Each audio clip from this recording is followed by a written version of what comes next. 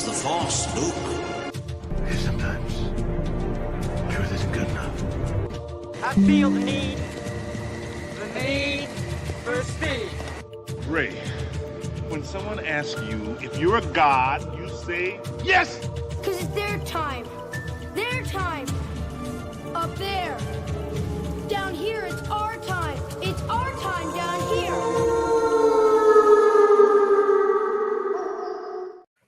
Hey, what's up, guys? Welcome back to FrostCast. I think we're on episode 28, assuming I didn't make any stupid typos on the thumbnail this week, much to my embarrassment. But we got a big mix-up of things that we're going to do this week here. We got trailer reactions and kind of insights for a few different things. Kingsley surprised me with a long-awaited sequel that I didn't know I was getting to a favorite horror franchise of mine, so I'm pretty stoked to talk about that. We got a couple of quick little bits of like politically comic booky related stuff, horror movie stuff that I want to touch on, a little politics in both of those, see if the world's maybe coming around, changing a little bit in 2025. And then of course the big topic, we're going to kick that to the end of the kind of the halfway point of the show so we can give it as much time as it deserves. We're going to bring in King Z and maybe he can explain a little bit about that bigger part of the topic. That's right. How's everyone doing? What's your big plans for the Big Game Bowl weekend? God, you know, we're gonna the Big Game Bowl. I think you mean the not gonna watch it bowl, dude. Or more like the Boycott Bowl. The Boycott Bowl's even better. I should have thought of that. Dude, we're gonna get wings the day before and not watch the game because who cares? Like we know what the league wants. The numbers, the fix is in. I'll say it. I think hockey's on. So I'm gonna attach me to a wings game. Yeah. Basketball's probably on, right? It's bound up. The NBA might take Sunday. NBA is having too many issues of who's trading who for not many draft picks at all. So we'll just pass on the NBA. It seems to be like there's some sketchiness going on there too, but whatever. I'm not an expert. We're not money guys. This is not a sports channel yet. He has his way. We might have a secondary channel going through. Maybe you want to give away the non-trademark name, but I thought it was pretty clever what you came up with pre-show. We'll keep that on the back burner right now. Let's go ahead and get into our things tonight. Right, we got to get legal involved to lock that down, dude. I'm sure if you jumped on Spotify right now, whatever, like there's a million of them with that title because it's that great that everybody just wants a piece of that. I'm sure. But dude, let everybody know what that kind of like that second 2/3 of the show is going to be, because we're going to bang out these trailers, do these two quick little pieces that I was talking about, and then the chunk of the show is going to be the thumbnail. Why don't you let everybody know kind of what our angle is there? All right. So one of the reasons why we did start this was to bring attention to our writing and our creative style. One of the ways to build up ideas is to look at folklore and stuff like that. And we're going to bring up our favorite cryptids. Now, I'm not going to lie. This was used recently by one of our favorite authors, one of the top-selling fantasy authors of all time, Mr. Brandon Sanderson, on his Intentionally Left Blank podcast. Seemed like a great topic. He looked like he had a whole lot of fun doing it with his co-host. I tuned in for a little bit. He was doing his typical autograph signings for the pages as he was kind of assembling. Dude, he signs his name so many times in every one of those podcasts. But you know, it's like it's 4 strokes and it's done though. You know, and that's what you got to do. The guy's got 48 letters in his 2 names. Like he'd be there all day doing it right. He's just like he's got it down to like he's not even looking. He takes the giant sheet of giant double wide paper, fires it off, and then he just moves it over. And he just does it looks like an EKG strip with like 4 big peaks and valleys, and that's all. It's kind of funny watching him do it. No, it just look a lot of fun. I think Cryptids is something that anybody can kind of jump into. Like if you're attached or adjacent to like fantasy or sci-fi at all, you probably had a favorite monster growing up. You probably know what the Loch Ness monster is. If you're from North America, you probably know what Bigfoot is. And it's just something that I think is kind of part of that collective human consciousness that always kind of exists on the back burner. I just think it's something that most people, even if you kind of shut it away as make-believe, it's always lurking in the back of your mind somewhere. Like there's nobody that's going on a camping trip that doesn't at least have a 1% that they're like, something's out there making the noise. Like it's got to kick in at some point. It's just human nature. It's got to be. Deep water gets me that way a lot. So the cryptid talk will be a fun thing when we get to the end. Do you have that website queued up that I put in the chat? Yes, yes, it's all set up, and we got some going. We got Oracle over there. She's on it, so she'll be handling things tonight.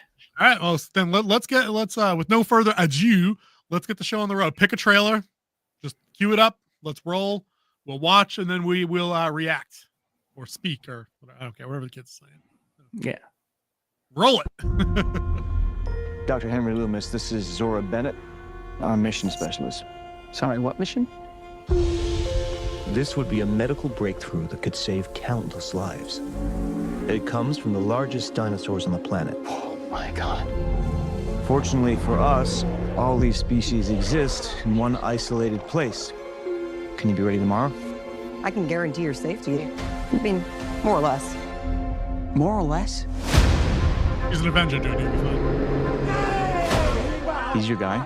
We're the best at moving things and people in and out of places they shouldn't be. Move up towards Barbados, avoid government patrol, but there aren't that many anymore. Why's that?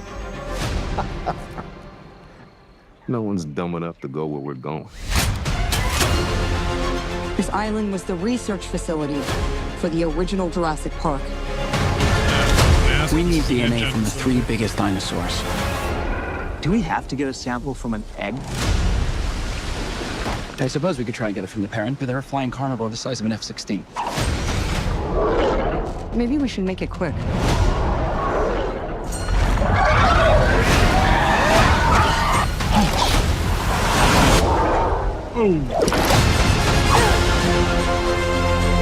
These dinosaurs were too dangerous for the original park. Please don't say they're raptors. They're raptors. The worst of the worst were left here. Come on! Dogman! That might have to get rolled back.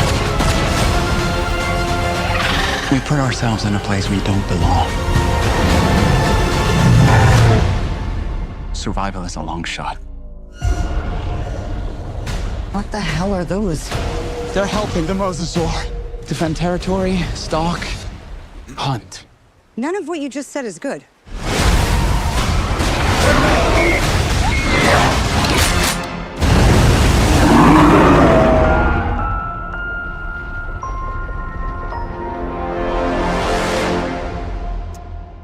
Okay.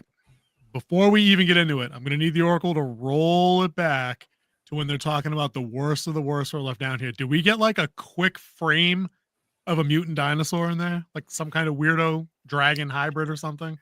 From what I've heard, it is that they did the Velociraptor true to description and to bones. Okay. So can we roll that timeline back and just take a peek there? I'll let you know when I see it. I think it was after that, so maybe just let it run from there real quick. It was definitely Make it when quick. they were.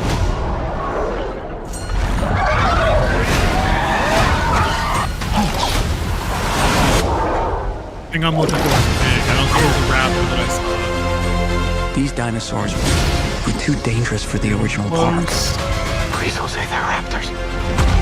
They're Coming up raptors. right after The worst of the worst right there. Yeah. Whatever's in the next, let it play. And you'll see it. It's coming up right We're now when left it here. relights. Come on! Yeah. Whatever that giant thing was behind her. Not a raptor, dude. That's No, so that's not a crazy. raptor. That looks more like what they made for the first one of the new set of The Indominus Rex. yeah, the The big one with Indominus the camo. Rex.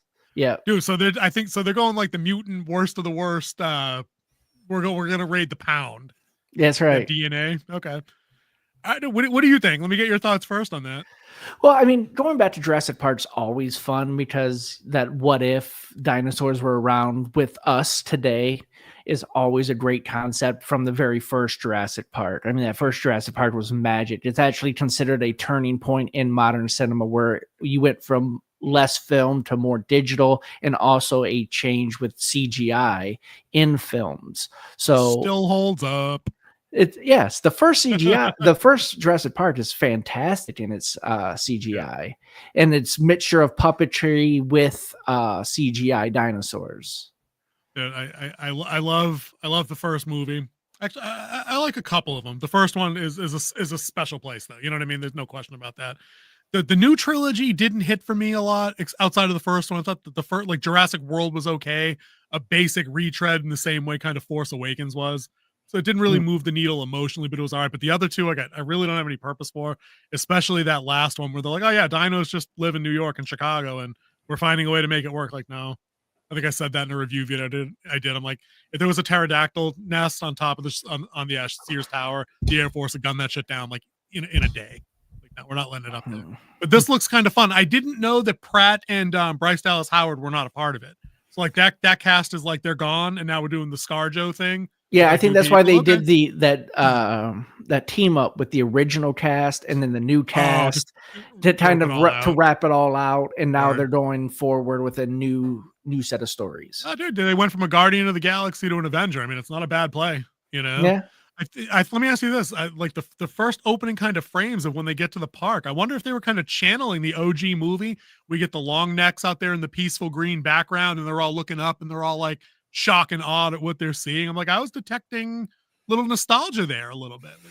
Yeah, little nostalgia, bring a little bit back from that original film that struck a chord with everybody. Then also it has that ease into before you just start, throwing everyone through the meat grinder and building that tension. Yeah, and hopefully, I'm all for them trying to tell a new story, but I feel like I've heard that we need to get the DNA for medical research thing at least 4 times in this series. So I wonder if we're going back to the well too much. But then I also know I don't like when they go too far off the beaten path. I'm tough to please here with dinos. Like when they did the whole cloning thing and wait, we can actually clone humans. I'm like, no, you can't. Stop. It's stupid. Don't do that in Jurassic Parks. I don't know. They really got to come down in the middle somewhere for me and do like something new. But we're going back to the research building to get DNA again. Well, I think they were using that as a starting point because they had to get it from eggs and stuff like that. They went there to look, and there's probably nothing left, so they have to go out into the remnants to get what they're looking for. But let me picture the 5-second concept. Then, like, how cool would it be then to see dinos in like the remote wild adapting somewhere? And a search team that isn't raiding a research building, their plane goes down and then they got to survive or something like that. Actually, no, that was the plot to Jurassic Park 3. Yeah, that's pretty much that. They did that. I just South Park myself. Simpsons did it. Like, whoops. All right, we'll put a pin in that for creative writing later. But all right, what do we know a release date for this one? July, this year, right? We're getting trailers, so that's a big movie for the summer. Okay. Yeah, that was a full trailer. That wasn't a teaser. So yeah, no, that was over a minute and a half, I think. So all right. So we'll put a pin in that for July. I'll go with cautious optimism on that based on what I saw. I like Scarlett Johansson. I could watch her wash dishes and I wouldn't give a shit. That'd be entertaining. All right, what's next? Let's do another one. All right. Welcome to the Baxter Building. We make a point to do family dinner every week. Sunday at 7 on the dot, no matter what. We're all here. Herbie, how's that sauce coming? Yeah, I'll be the judge of that. Okay. Okay, is this guy good or what? I want to add a couple cloves of garlic. Not because it's not delicious, I just want to add a little bit of zip, okay? T-5. Before we went up the first time, you couldn't turn invisible. Ben wasn't a rock. The best pilot in the world right here. Yeah. Best looking, he means. And Johnny never caught fire. Ben has always been a rock. Johnny is Johnny. Hi. And I am right here. Whatever life throws at us, we'll face it together.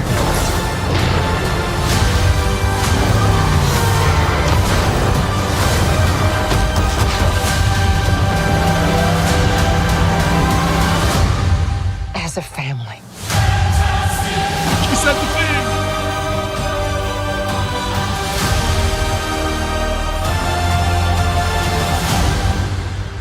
Also July.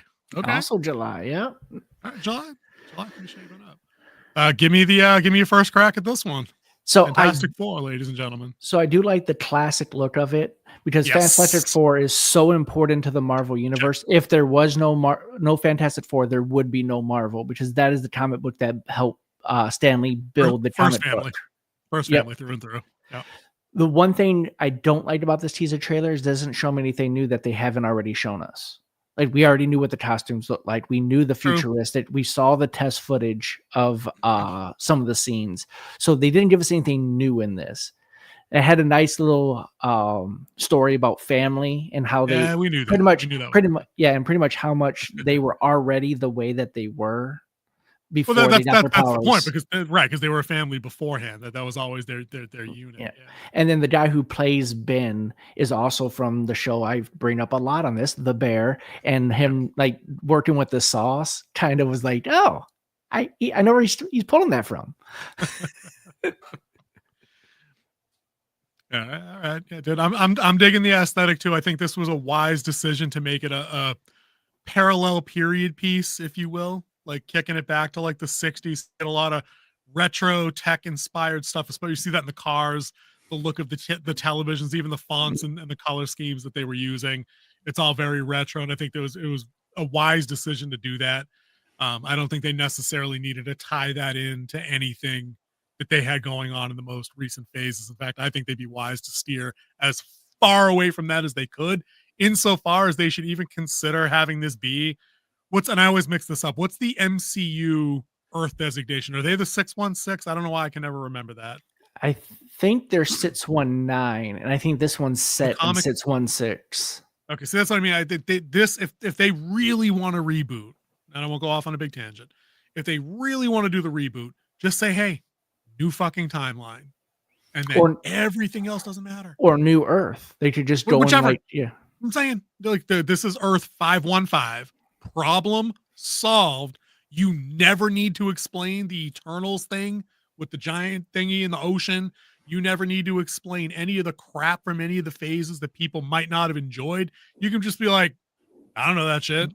Oh, some other dude did that, and then you can literally do your X-Men intro, your new Avengers intro later when they loop back around to that, and then they just have the Doomsday stuff parallel in the other line. I don't see why they couldn't do that. This trailer, like I said, love the aesthetic, dude. It's as fun for me to watch Johnny do the jump flame on into immediate flight thing as it is like watching Batman do his thing or Spider-Man do his thing. I love that. That's always cool, no matter what. I don't like Ben's voice. Like, where's the gravel, dude? And I know everybody's made like that's not a hot take, but it's like it seems weird to me. Like, should it not be like something? Well, maybe that's just because that's what we got in the first live action adaptation of him. That his voice was like that. And every cartoon. Yeah. You know what I mean? Like, it's just a thing. I see what I did there. I didn't even see I did myself there. Well, see, if you want to go with that, I think that Pedro Pascal should have shaved for this because Reed Richards is clean shaven in every comic book. He doesn't do the stash thing. No. Reed Richards, everyone I can remember, except for when he was in prison, was that he was clean shaven. Yeah, that might not have been the best cast for that particular role either. We'll have to see if he can really turn up the arrogance that kind of Reed sometimes brings to the table as the smartest man in the world. Right, that's what I'm saying. Like, we know he's capable of it because he really just needs to reach back to his Game of Thrones performance as the Red Viper. I can't even remember. Oberon Martell. Yeah. Eyeballs crushed by the mountain. If he can channel the pompous arrogance of that guy, he might be able to deliver a good read. But otherwise, I think it looked fun. Some people had gripes about the CGI. I'm like, I don't know, man. I'm not good at pointing that stuff out anyway, unless it's awful. So don't go by what I thought. What did you think? The one I saw, Bade, was that Galactus looked tiny. Okay, that's more of a scale thing, and I agree. I'm like, I thought Galactus was big enough to like eat the planet almost literally, and we've got like this. He's casting a little shadow over the city, which I guess is what they wanted for the look. Yeah, and one of the things I didn't research that I should have was, can he manipulate his size? He's a cosmic being. He's got. I mean, I would say yes, but I don't know that for sure. I'm not like a dedicated expert on that stuff. But I thought it looked okay. It looked okay. The family story. I won't call it cliched or trope because it's like they invented it, in a lot of ways for like the comics that we grew up with. So it's not, and that's kind of what I want in a movie anyway. I don't want people yelling at them at everybody all fucking movie long. I want them to start good, struggle, fall, and come back as a family even stronger. Like, that's what I want. I want them to be alienated 2/3 of the way into the movie, not from jump. I'm over that. I'm done. I'm sick of that. Yes, no, but yeah, dude, that's what I'm saying. Thank you, Brando Sando. I mean, he knows. He knows. All right, roll me with that last trailer-roo. And I don't even know if this is a teaser or a full length, so here we go. My old man just died. I come in as a favor, and now they want me to lock up. Final Destination. Hey, 5-star review, yeah? Like and subscribe on all the things.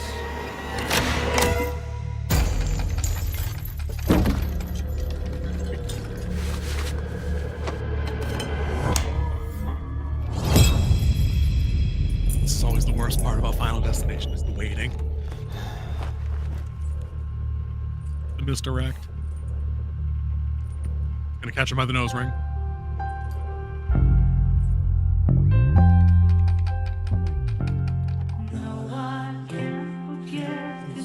Struck. It's gonna catch him by the nose, dude. There's no shot it doesn't. We've seen too many of these. Yeah. There's a misdirect. You're gonna think it's a chain, but it's gonna be something else.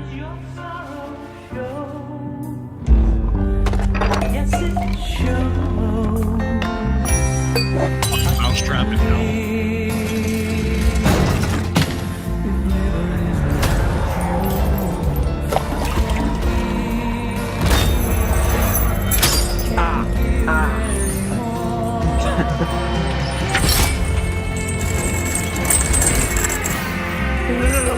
Oh, you got me. Come on.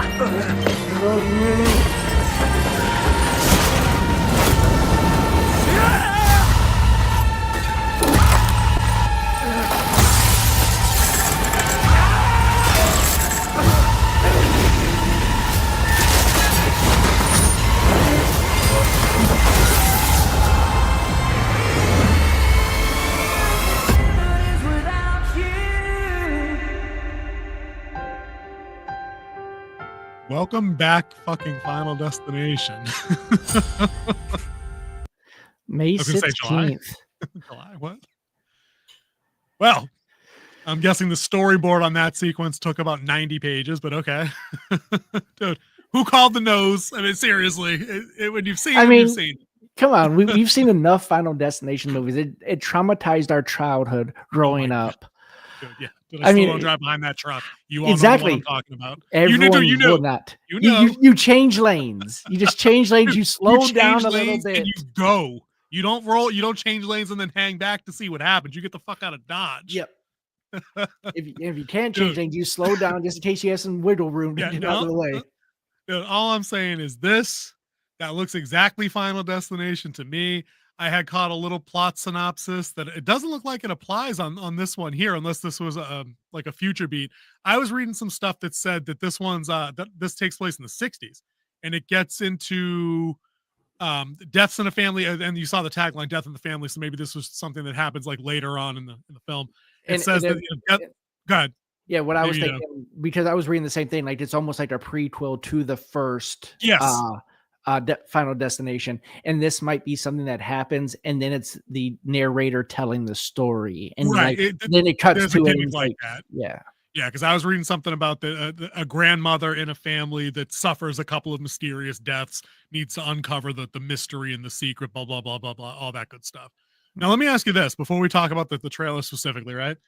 Do we know if there's any unused like Tony Todd footage? Was he involved in this movie at all? Do we know about that? I have no idea if he is. I'd love to see a cameo, man. His voice was part of what really made it eerie, especially the first two, and everyone knows death has a pattern. Yep, dude. Yep, for sure, dude. I'd love to see her, and maybe if they just give him a special nod at the beginning, like a little dedication, that'd be kind of cool.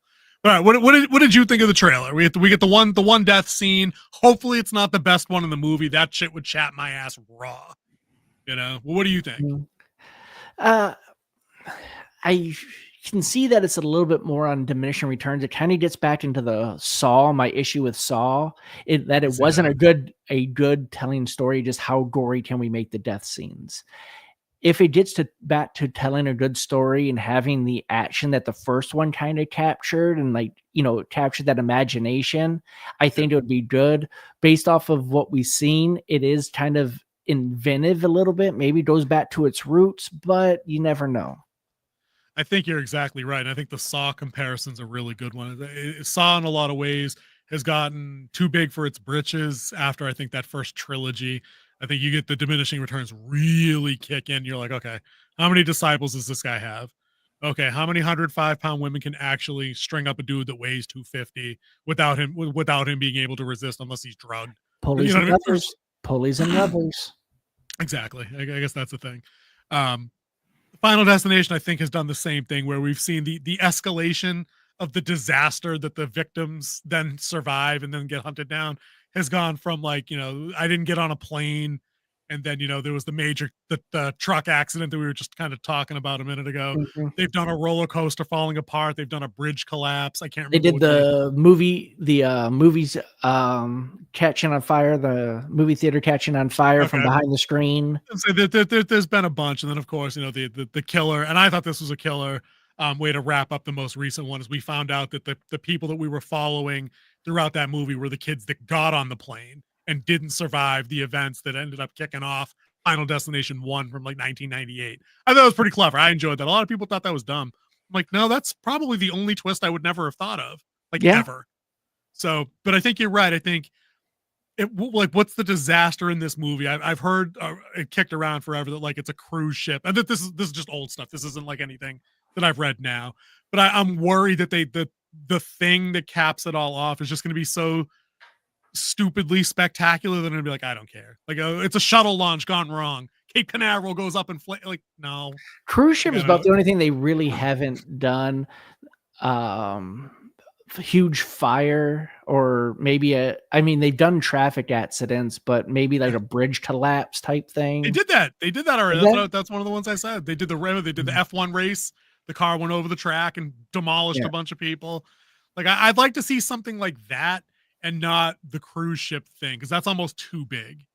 That's like 900 people died. I'm like we gotta find a happy medium in there somewhere. A meteorite. I think they could do it. Okay, but it's only the size of a basketball, so it hit like one tour bus of like one sports team or something. I don't know. That sounds awful. Hey, look at that. Tony Todd is confirmed for the franchise return.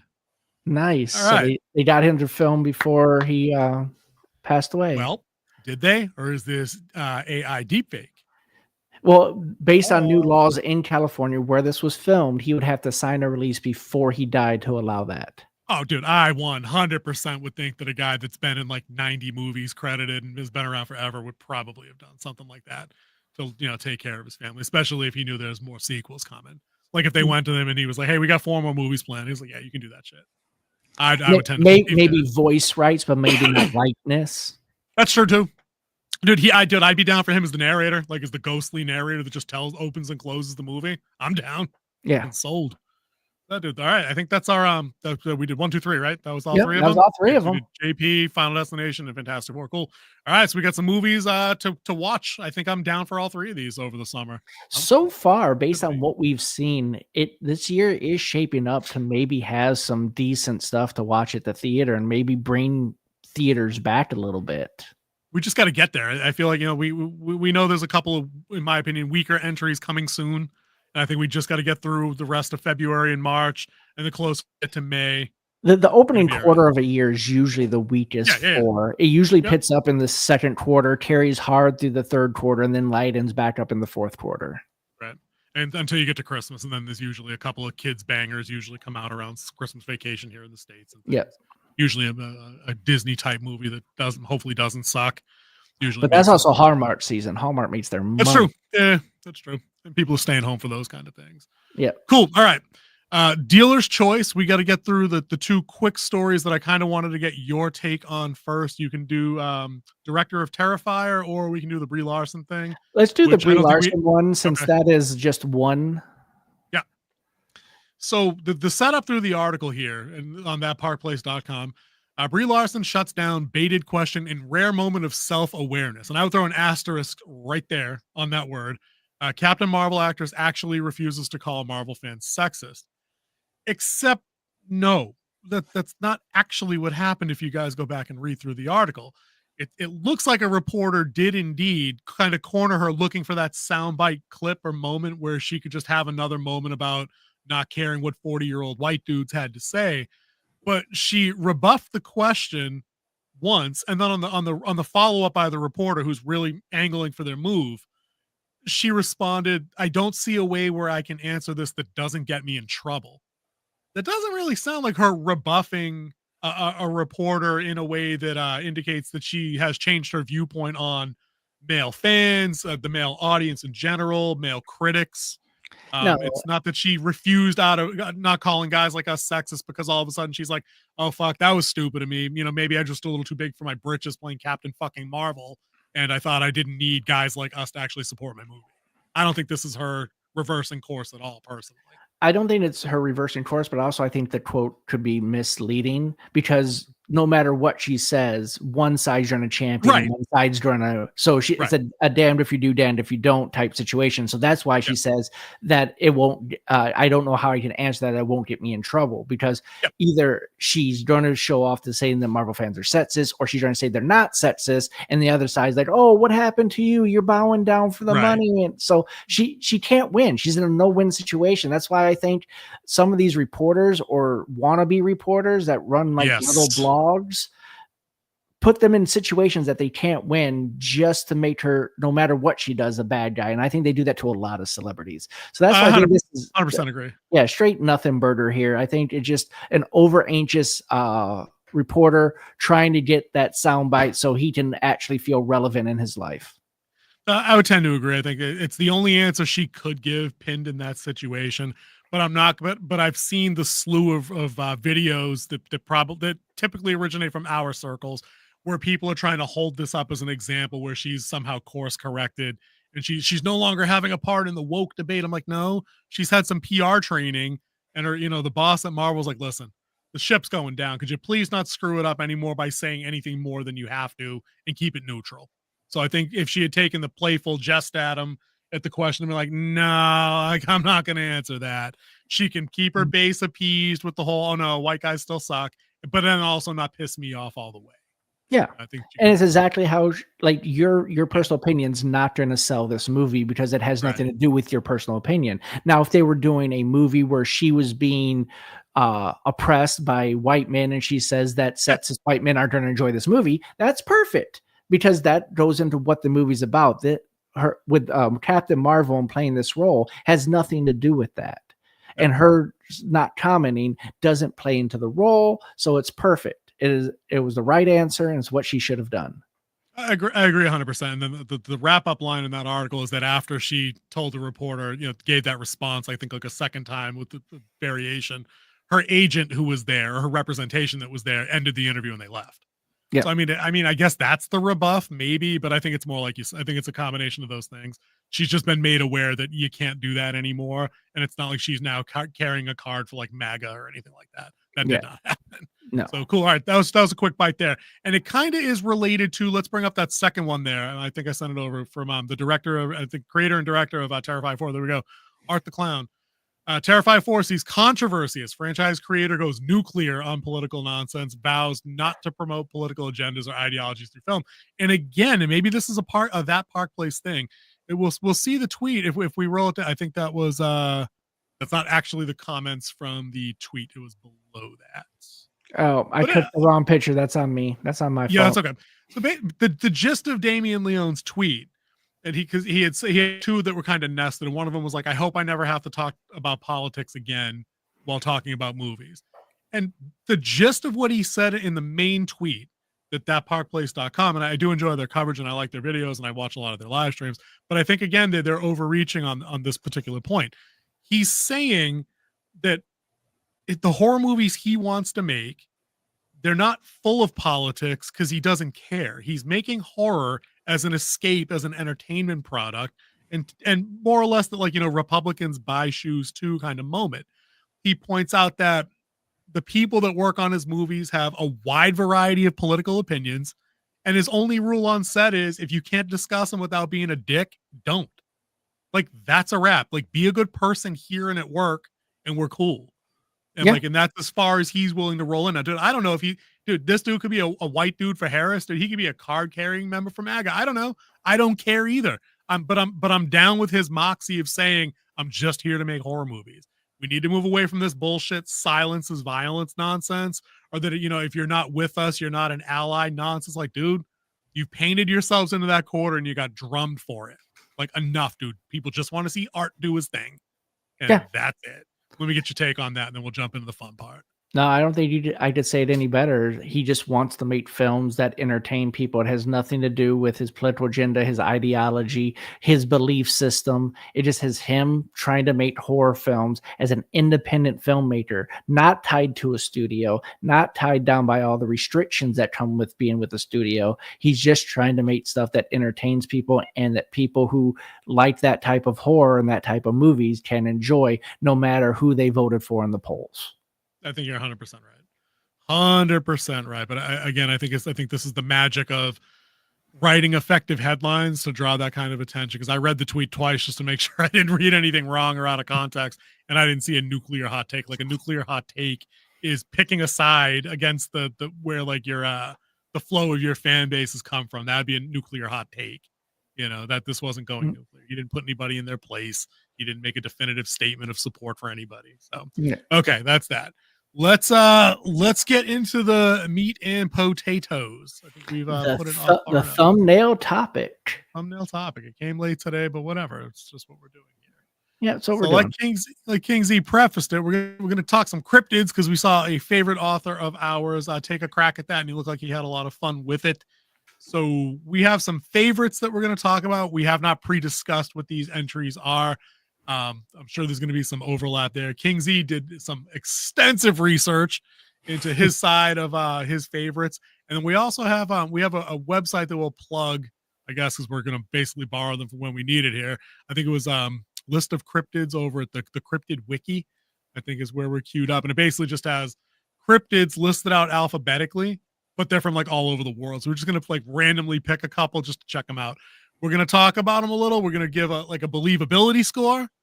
That's fun. And also a cool factor score, because you can't really talk about cryptids without them being cool. It would be stupid to do that. Yeah. So, all right, Kingsley, how do you want to set this whole thing up here? You run this. So you said that we should all bring 3, and then we'll just run through a couple others. I do want to outline that cryptids are different from supernatural beings, even though that they can overlap a little bit, which we'll probably throw in, we'll overlap in this list, is that cryptids are animals that have not been discovered but have been seen. And the reason why a lot of supernatural gets thrown into that is because they have sightings as well. So this is going to be a mixture of the two of them as we go into this. So I got my 3. Actually, I got a list of both supernatural and cryptids here, just in case I need some extra. So I know what you picked. You don't know what I picked. So, but I think we should get the big 2 out of the way. Okay, that's two of my 3. So let's just pretend I didn't bring 3 at all, and just you do either or whatever. Just pick, just go. Let's just ride this out. So number 1, the biggest cryptid of them all, and that's Mr. Bigfoot, the Sasquatch, also to be referred to as Yeti or the Abominable Snowman. They're all pretty much the same type of creature. We have it right here. We have the great blurry picture of him walking. A look back photo. So what's more scary, a 9-foot hairy beast that lives in the woods that no one can find, or a permanently blurry creature? He's always out of focus no matter how you look at him. Dude, that's stealth mode engaged. He's got active camo. That's crazy. Oh yeah. World champion hide and seek for like 300 years running now. No shot at any challenges coming through. Dude, this is what I was saying earlier when we were kind of setting the topic up, and I was like, I don't care how badass you are. I don't care how well armed you are. Everybody takes a 1% thought on their back burner when they're out in the woods. Maybe not like, the recreational resort park camp. I mean, dude, if you go out, if you hoofing it off trail, to break camp, right?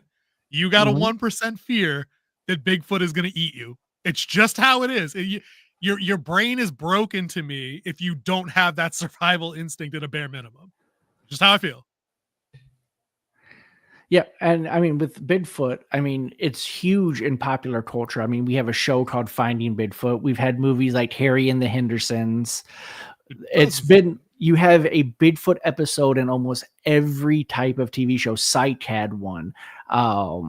There's a few other X-Files. ones. X-Files had one, X-Files yeah. had one, of course. I mean, He's what been didn't parodied on things X-Files? like- What didn't X-Files that? cover? What didn't X-Files cover? Dude, that's what I mean. Dude, this is probably like 3 or 4 episodes of Monster of the Week. Dude, I mean, I even remember seeing episodes of Futurama, I think, where Bigfoot made like an appearance, where like he had something to do with Fry and things like that. Bigfoot makes an appearance in the Dresden Files. Yeah, he does. He even sells beef jerky, messing with Sasquatch. Messing with I love those commercials. Those are funny. Dude, I love Bigfoot. He is one of my favorites. The believability thing is tough because I'm like, you're a giant fucking predator. Even if you, and they're all over the world. Like it's almost like the flood myth. They've been It's seen everywhere, but they're mostly in North America. Right. So even if they're out there in the Pacific Northwest, we had to upgrade the legend to include the thing like you said. I've heard other people say it about the always blurry active camo, because once we invented thermal imaging and drones, we're like, you know, like it's kind of like we kind of know that they're not there, but I'm like, no. I'm gonna go on a scale of 1 to 10, right? I got like a 5 because that's my 1% that I'm like, if I go out here, somebody's got to stay up and watch, you know. And the cool factor, that's an easy 9 for the king. He's big, he's bad. He could probably twist your head around 6 or 7 times before you knew you were dead. Bigfoot's a badass. And there is a podcast out there called Blurry Creatures, and it started off as a Bigfoot podcast, and they've grown since then. They've covered all like cryptids and supernatural and stuff like that. It's a real fun podcast. They also tie it into biblical principles based off of Genesis 6 and the Book of Enoch. Interesting. So they have in there too. Yeah, they have belief that Bigfoot could be one of the Nephilim, which we've seen in a book that we've read recently. And he actually moves through portals, and that's how he stays hidden, and that's how he's seen everywhere. So I mean, there's a lot of different theories. I about like Bigfoot. that. So I like that constant evolution. They had like the portals one I hadn't heard before. So I'm like, okay, like that could explain it. I like that. Yeah, because give me your numbers on them. So I'm gonna have to give him a 5 for moderate believability, because there have been too many sightings. There have been too many things seen, as in footprints and stuff like that. And I know there's been a lot of people who've like mocked it up, but there's certain things you just can't fake. Yeah. And give me the cool factor. Cool factor is Bigfoot's a 10. I mean, he's solid 10. He going all the way. He is the Godzilla of the cryptic world. He's the king. Dude, when you were setting up the king, I didn't know if you were going to go the other way, because the legend goes back longer, you know, because we just have more recorded history on it. But why don't you punch up number 2? Number 2, the other big one, and we all know him. We all love her. Manila. Miss Nessie, the Loch Ness monster. Which tells me about Tree Fitty. Yeah, I had to do it. Which they all believe is a dinosaur, brontosaurus type creature that lives in Loch, which is the Scottish word for lake. Ness. Yeah. And then again, that is the quintessential. That's the sturgeon photo. That is the I'm saying it's the quintessential photo. You know, revealed as a hoax like 2 years after it was taken, I think, on the guy's deathbed. Water monsters and me don't mix. We don't. I understand thoroughly what my lane is in this mortal world, and it ain't on the water. It's just not. Right?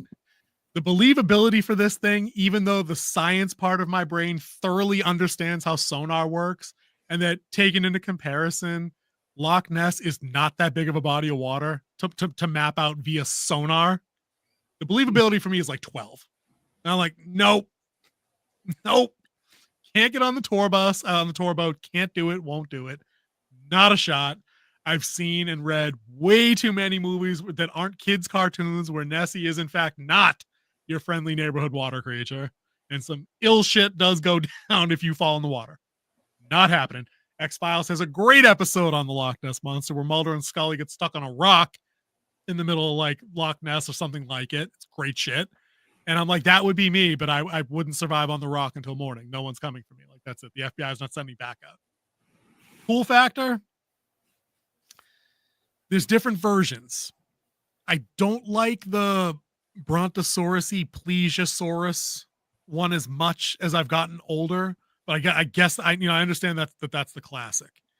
But I've seen more modern versions, especially with bad CGI on like the Sci-Fi Channel, where like she gets the more streamlined eel version, kind of like one of the favorites I'll bring up next. They're all related. Something like a Champ from Lake Champlain or Ogopogo up there in Canada, where it's more of like an undulating eel thing and not a dinosaur shape. Faster, meaner looking with the razor teeth and shit. So the cool factor is up there as well. I'll give it that. But the believability is like a 35. You wouldn't catch me dead on that fucking boat. No way. So, as someone who's seen sonar work, in theory, I haven't actually been on a submarine or a ship that used sonar, but I get the principle. But when you can hide a submarine and where it has a paintability rate of a fish, you can hide anything, and every piece of technology can be spoofed by natural. Russian submarines were believed at first to be whales. Whales. Yep. Okay. And the sound of their engine whale songs. So technology can be spoofed. Made to believe. In 2025, though, I mean, like our sonar is not good enough to sort this shit out. It's not that big of a lake. It's not. It ain't the pond. No, it's definitely not the pond, but not the pond. But I wouldn't be on the pond either, man. Like that's the thing. But I'm like, what if nope. there's a subterranean area where it lives normally and it just comes out to feed? I am glad you mentioned that, because that is the Bigfoot portals analogy I was just going to draw. I love that people in their defiant quest to believe in the unbelievable come up with those things where people are like, there's an underground channel of locks that connect out to the ocean, and that's where it actually eats and breeds because there's no food in the lock that could support an animal that big. I'm like, okay, but show me on sonar where that lock and where the channel is. Like, no, there's not. But I like yours even better. If there's something subterranean that's big enough where it just resides off sonar, like now I need ground penetrating radar by the lock to find that. Yeah. And no one's done that. When you get into people who believe in this, you also get people who believe in the hollow earth theory, the lizard men who live in going down the rabbit hole further than we're going tonight with that, though. But yeah, you can still get somewhere. There's a lot of underground areas and especially underwater areas that's not been explored. Sure. I mean, there's something specially terrifying about the water monsters, man. It's like the woods, the Bigfoot and stuff like that. Like, hypothetically, you can get in the truck and go, right? It's back and bail. Your guns will probably work. You might be okay. You got sat phones. You got all kinds of cool shit. You got fire. You're on a boat though. You're on the beach, like within striking distance, like Lake Placid striking distance. Yeah. Like, yeah. No, dog. Like, no one's coming for you quick enough to help, man. You're boned. It's just you're not going to get anywhere, dude. I remember it was one of those books. I feel like we don't have books like this anymore. And then we'll move on to the next one. I just want to tell the anecdote. And I don't feel like we don't have these books in bookstores anymore that are like, they're aimed at kids, but they're written up a few years, to like teens, where they talk about monsters. They talk about Loch Ness Monster and vampires and this, that, and the other thing. And one of the anecdotes from a book I read forever ago was a quote taken from somebody that put in like the claim of a sighting. And they were like, oh, it was my dad and me. We were out on a rowboat on the water. We were eating, we were fishing, we were doing whatever. I brought my camera along to take pictures of birds that I was hoping to catch a glimpse of and this and that. And then they described the sighting. And then the person in doing the interview goes, why didn't you grab your camera instead of the rifle? And the guy was like, because there's a fucking dinosaur in the fucking water. That's why. Yeah. And I was like, yeah, all right, dude. He got it. He knew. It's the fucking camera if it eats you, man. I just thought it was funny. That stuck with it. I've known that. I remember that cut from that book. It's been like 40 years since I read that. 35, 40 years since I read that. But it always stuck out in my head like, yeah, he could have grabbed the camera and got some evidence. But, somebody else would have found the camera washed up on the shore because he would have been dead. Yeah. And I mean, some of these cryptids have been believed to be false. I mean, we've all heard the story of the 20,000 Leagues Under the Sea and the giant squid, and everyone thought that was fake. They found this little thing here, this little thing. And then now, was it like 2 years ago, they actually found the giant squid. We found multiple species along the way to get to where they are now. Yeah. Yep. That's 100% right. 100% right. All right. Why don't we queue up on number 3? What's your number 3? Because you said those were your first two, so those are my first two. My third one probably would have been one of the other guys on the thumb. Would have been Mothman, because there, in a lot of ways, it's super similar to the perception of the big two of Bigfoot and Nessie, where there's a split in the mythology where some people do the whole he appears to warn people of disaster, and then there's another half where they're like, oh no, he's bringing the disaster. Like it's him, like he's the harbinger of doom. Like it's you've brought down, like you mentioned earlier about biblical stuff. They're like your town sinned on a level that sent down this messenger that's gonna roast you now. You know what I mean? And we've had movies on it. I think there's a couple of major books out there in various like adventure kind of series that touch on Mothman. So he's in the lexicon. He's not quite Bigfoot, not quite Nessie. But if you say Mothman prophecies, people know the movie you're talking about. Oh, and they know the Mothman, like what was it, New Jersey, when it was the big sighting area for this back in the 60s. And like you said, it was usually not the harbinger, but more of the, like I've always heard as the warning. Like when you see the Mothman, when you see Mothman, classic, something's going to happen. Like he's there, and it's like either he could have set it up. Looks like the most recent viewing was there in West Virginia, according to the website. So that's also pretty good. That's his first. Yeah, that's his first sighting. It doesn't say his first sighting. Okay, 66. Yeah. Yeah, I'm the old one here. So dude, it's like 3-point font on my screen. I don't know how I picked that up. It just jumped out at me. But look at its look. Yeah, go ahead. I'm just gonna comment on his look, but you go ahead. Run it. See, I've seen that one, and I've also seen it where he was like more humanoid with the moth wings. Kind of like there we go, right eyes. there. Always has the red eyes, though. I've always never seen the red version eyes. that didn't have the red eyes, especially for. Oh, that was a good zoom in. Yeah, Oric was talented. There she goes, stepping up her A game. Going to renegotiate the salary from 0 to 0. That's right. That's why I threw a classic. Right, we're going to triple your pay and then multiply by 10. That's why I threw that image on the thumbnail, because like that's like the classic thing. Like when you do like a quick crappy Google search, that's the thing that comes up in images, because I think that's the one everybody knows is like the all black silhouette and the glowing red eyes that often had him painted as the demonic figure. But I mean, if we roll back up, there was another image that was up there. I think it was close to the top of the page there, as if they had more of the other classic imagery. Yeah, so something like that. I guess, his profile pic there. Yeah, nobody's swiping right on that one. But he's missing the red eyes. But it's a weird looking thing. Like all like our water monsters look the same. You know what I mean? They all are variations of Nessie or Champ. You either got the dinosaur thing or the eel thing. Everything on Bigfoot is essentially Bigfoot. Bipedal, ape-like, massive, muscular, hairy. You know what I mean? Undetectable, like all that stuff. Like that's always the same. Mothman's some weird in-between thing that, has like the bat wings, has the moth wings, weird shape. I've seen like the round shape one. I've seen the one that has, if they all have the red eye thing. Look, that's a great one there. That bottom row there is pretty sick. I just love, he's unique. I dig the unique look there. And he falls more on the supernatural side, as I was talking about, of the cryptid type, because of the harbinger, and where people believe that he could be a demon or something like that. Because there's some intent there that it's probably not an animal per se, like the other ones. Yeah, like those other ones there. For sure, dude. I think that's such a cool looking creature, though. He is. He's a big one. He's one of the. I would put him in the top 10.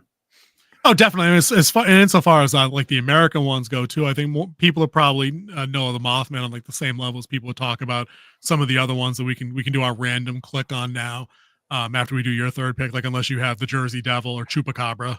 I have a couple. We haven't got to my 3 yet. Oh, I thought we overlapped. I thought you said 1 and 2 were overlaps. No overlap. Oh no, drive, bro, drive. Let's do your 3 before we run out of time. We won't even need the randoms. All right, so my number 1, we're gonna go a little international with this, and I like this one because it's more. It has a lot more in like the series that I like, and this is gonna be the Mongolian death worm. Oh, dude. Okay, all right. We know why. We know why the king picked that one. He's found in the Gobi Desert, and we all know what he could represent in popular sci-fi, and that is the sandworms of Arrakis. It's a little bit smaller. I know. A little bit smaller. From 2 to 7 feet. But it also could represent the worms that were in Tremors as well. Like this could have been the influence to that. So, like I said, a lot of the times when you go back and you look at some of these folk tales and these cryptids to get ideas to fuel your writing, this one looks like it's been used a few times in modern literature. So it has the ability. Did you see how far that goes back? Just as a quick aside, like if you roll back up to that stat box, first sighting 11th century. Yeah, that's awesome. That might make it the oldest one we're ever going to talk about, honestly. Like I said, this one's been around for a while. So many sightings of it. We're talking about in the thousands of people have talked about this all throughout Mongolia. And it has the ability to bite you, paralyze you, pull you under the sand. So you see right there, that picture on the left. On the left. That one right there. Sandworm. Perfect arachnid sandworm right there. So you can see where the influence came from by going into and studying these type of cryptids and stuff like that, just to get the juices flowing. Yep. And be horrified. And probably not sleep okay. And then if we want to get away from sandworms that it will scare you to death, we have another big classic one. Now, it's not under its normal name. Apparently on this website, it's referred to the Minnesota Dogman. I've heard of this one. Not to be confused with the Michigan Dogman, which Never heard of the Michigan. Kind of like, so it's a bipedal that has like a werewolf type feel to it, but it's more canine than wolf. Okay. Yep. It's been seen up in the northern Midwest, like Minnesota and Michigan. As I've said, it doesn't have the lichen type feel where it shifts. Like this is just the creature is like this. Okay, so there's no lore behind it that said, Farmer Jenkins disappeared, at midnight on the moon and thus the Minnesota Dogman was born. Like, no, this just is. No, this just is the Dogman. The evolution of the dog to walk on his hind legs and eat people as he pulls you into the night in the woods of Minnesota. And I mean, if you see Minnesota, if you do it outside of Minneapolis and St. Paul, it's nothing but woods and nothing. Woods and lakes. And I love that of all the things they could have picked as their kind of urban legendy cryptid thing to have, it's something that resembles a wolf, given that up like less than 100 years ago, give or take, like wolves were top of the fucking food chain. In a lot, maybe 200 years, they were the top of the food chain on this continent, for the most part. It mentions at the top there Michigan Dogman and also the Beast of Bray Road, which I believe has a movie adaptation. So it's cool that something new, because this says early months of 2009 was a sighting there. So that's pretty cool that we're still, like I said earlier, in our relentless desire to believe in the unbelievable. People are still creating these kind of myths. I love that. Now, this next one, I don't think it was on this website. So we'll go ahead and we'll just close it down. And the last one goes more into the supernatural realm as well. And it's one of my favorites because I've been trying to adapt this into a horror film and I just can't find the right story for it. But bro. Come on. Tell me. It's the Skinwalkers of the Navajo legend. Everyone knows what they are. They transform from beast to human. They can blend in with anybody. You have the whole shape-shifting type genre you have there with like changelings. You have the rake. You have all of them. So yeah, the Skinwalkers, which have been known to be seen in western to midwestern United States of the Navajo, specifically southwestern. Right? Yeah. Yep. And they're believed to be cursed humans who are forced to live this.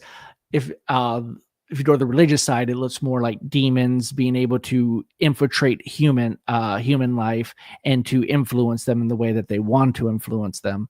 So Skinwalkers is my third one. I think that the idea of the shape shifting is really good. So that's why I went more into the supernatural on this one. That's why I brought it up to begin with, saying that we'll be going back and forth. It's not true cryptids because we're going into the supernatural creatures as well. Dude, I like this, and I don't know if you've read far enough into this series, but Dresden has one as like a villain in one of the later books in Turncoat, and he is a mean motherfucker.